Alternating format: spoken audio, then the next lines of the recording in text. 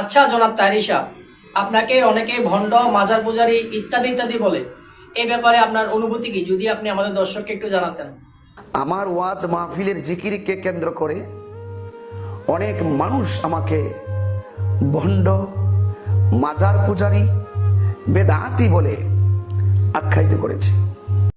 তো এখন কথা হলো, আপনি যে অতীতে ওয়াজের মঞ্চে জিকিরের নামে হ্যাঁ ও ও ও এগুলা করেছেন, এগুলা পরিত্যাগ করার চেষ্টা করছেন কিনা? আমার মনের কথাটুকু এতটুকু জানাতে চাই, আমি নিজেও সেই ঈমান এবং আমল সঠিকভাবে পালন করার জন্য চেষ্টা করছি। বিগত যে জিকিরগুলোর মধ্যে আমি কনফিউজড ছিলাম এবং জিকিরগুলোর ব্যাপারে আমি নিজেও অনেক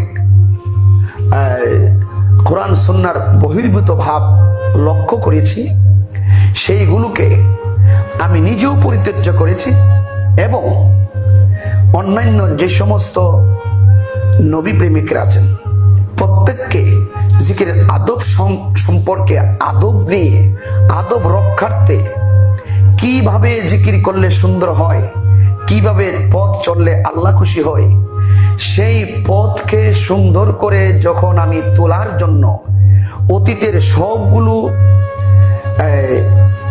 সবগুলো বিষয়কে আমি ডিলিট করে দিয়ে যখনই আমি নিজেকে অতি সুন্দর এবং কোরআন সুন্নাহর আলোকে নতুন ভাবমূর্তি নিয়ে দর্শকের সামনে তুলে ধরার চেষ্টা করছি। তো তাহেরী সাহেব, আপনাকে অসংখ্য ধন্যবাদ অতীতের ভুলগুলো বোঝার জন্য।